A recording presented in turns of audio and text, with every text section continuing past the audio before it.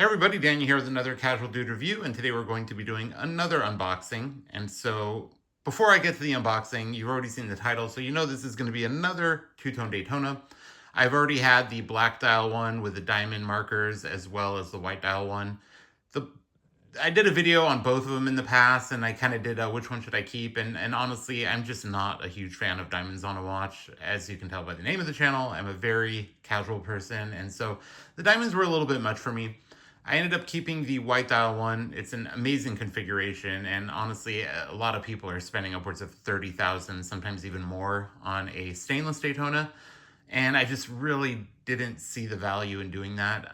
It's something I would love to own one day, and I've already talked to my multiple ADs about acquiring one of those, but it's not something I would personally pay a premium for, especially when you can get these amazing two tones less than that, in the low 20 range, both through an AD or even on the gray market.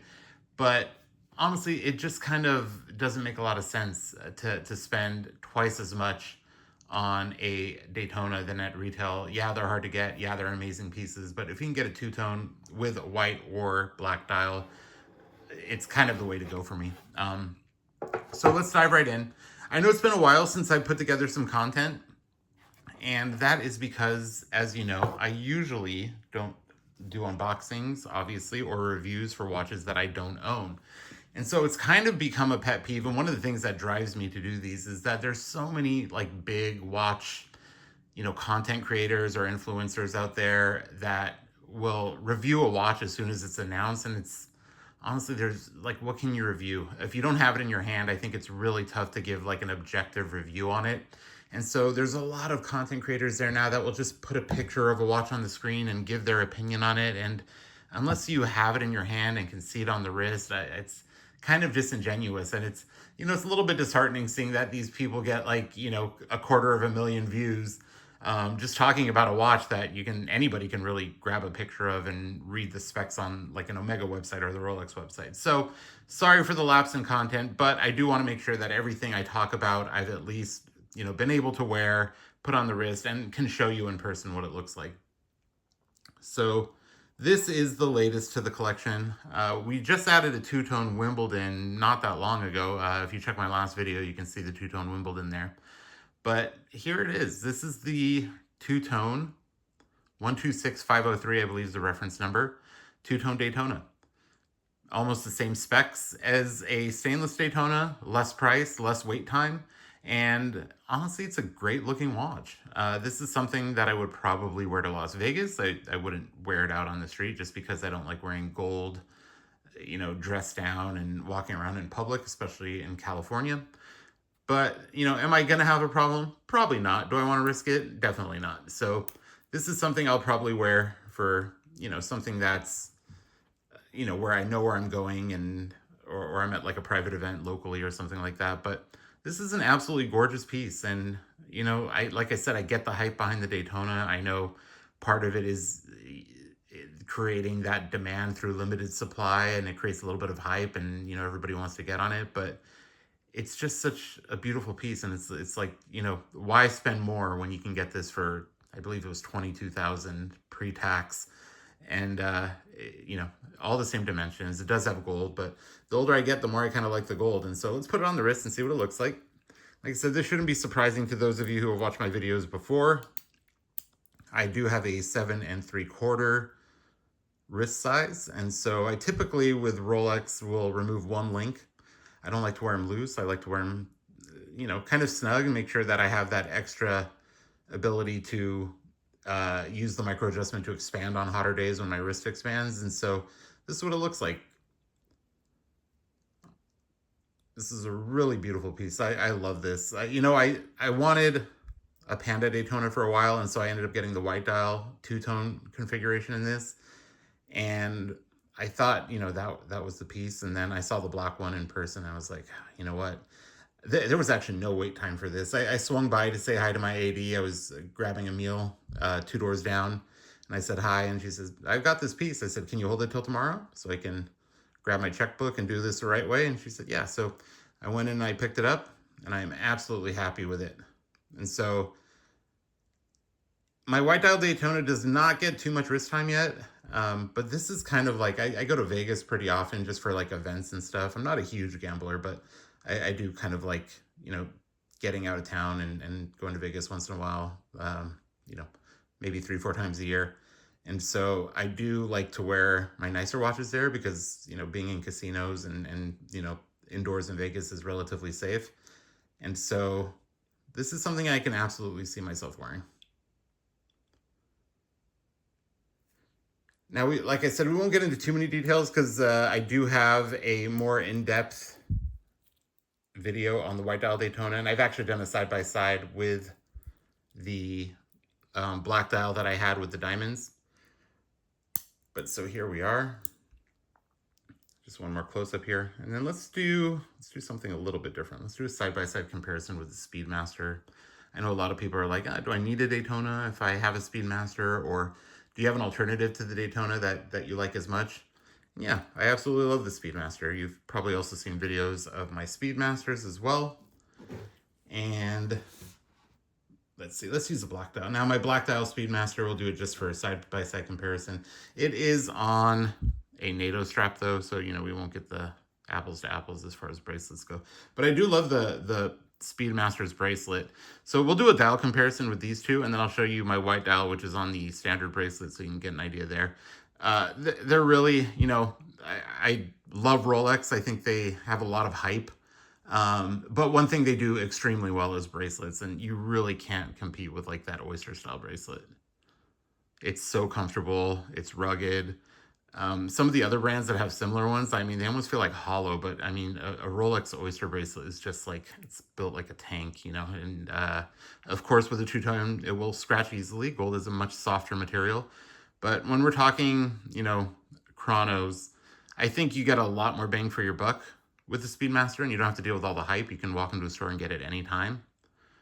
But yeah, these are two amazing chronos. Now, the Daytona doesn't have, you know, like an exhibition case back like the Sapphire Sandwich Speedmaster does, but you're going to get your typical solid case back there on Rolex. One thing I do like about the Speedmaster, the Daytona over the Speedmaster, now it is kind of an inconvenience, but the pushers are screw down, which does give you a little bit more waterproofness. So it doesn't give you as quick access to using the chronos, but it is nice to have that extra kind of level of security when it comes to, like, you know, getting your watch wet. And so let's unscrew the crown here and wind it up so you can see it in motion. And then we'll show you how the pushers work as well. Are we moving? Not yet. Let's keep going here. Sometimes you really have to wind a Rolex up before it starts going. The Speedmaster, you can shake it around and it will start going, but there we go. You can see the bottom hand down here is starting to move. And so for the pushers on the Speedmaster, you would just push this down, but you would unscrew this here, and then it will kind of pop out a little bit. And then once it's unscrewed, you can see that second hand, or the timer moving there. I'll go ahead and unscrew this one as well and show you how to reset it. So we would push it once to start it, push it again to stop, and then the bottom one to reset. And then you just screw this back down. So this is an absolutely beautiful piece. I did mention that I am on the waiting list for a stainless Daytona, but that's something, I mean, I'll get it at retail or I won't get it at all. I'm not going to spend anywhere from $27 to $33 for a stainless watch. And also part of the fun for me is the hunt, the thrill of the hunt. That's kind of where the dopamine hits come from me. So if I get a call for that, I would be over the moon, but it's not something I feel like I need bad enough to spend 30+ thousand on when the retail is what, between 15 or 17 now, I think, with the price increases. So I'm really happy with this. I see myself, like I said, I love the white dial, but the way the gold pops on the black dial, you know, without the diamonds, it's just like, I don't know, I've kind of fallen for this watch. So I definitely see myself putting this into the rotation a little bit more. And then just for the sake of it, since we're having that chrono talk, let me show you the white dial Speedmaster and the bracelet they're on. So I think the Speedmaster, of all of the Omega's is probably the most comfortable bracelet. It does look more like a Jubilee. And so here you see the white dial here. Extremely comfortable bracelet. I love that they did recently add a micro adjustment to the bracelet. I tend to have a larger hand, and my wrist is big, but my hand is like bigger than my wrist. I don't know if that makes sense. And so getting it over my hand has always been difficult. And the problem is, it's like if it's big enough to get over my hand, it's probably too big around my wrist as well. So having the micro adjustment now has helped tremendously in getting the watch over my hand and making sure that it's fitted properly on my wrist. But you know, I love the Jubilee on Rolex. I love the Oyster on Rolex. I don't have an Oyster Flex, but I've heard great things. But the Speedmaster bracelet is also amazing. So yeah, the reason I bring up the Speedmaster is because I always get a lot of people who reach out to me in comments or in person and say, you know, I'm having a heck of a time getting a Daytona. What would you recommend in its place? And, you know, I think the history of the Speedmaster is awesome. So honestly, early Rolex Daytona was basically a copy of the Speedmaster. If you look at pictures of the original Daytona, it looked exactly like the current Speedmaster. So the Speedmaster has come out with multiple iterations over the years, but if you're going to get a Hesalite or a Sapphire, like traditional Speedmaster moonwatch, it hasn't really changed in design over the years. It looks very much like the ones that went to the moon back in 1969 as part of the Apollo missions. And so great history, great legacy, great watch. One thing I think the Daytona has the edge on is having the automatic movement. You don't have to wind it every day. The Speedmaster, you have to wind every day to 2 days, which is kind of a nuisance, but you know, they did that as part of the legacy. They do make automatic Speedmasters, but if you want the heritage, you're going to get a manual wind Speedmaster, and the current models of Daytona are automatic. So no winding, none of that. So we'll go ahead and screw this back down as well. There we go. All right, and we'll take it off the cushion one more time here. Okay, there we are, locked and loaded, waterproofed. And so let's take it off the cushion.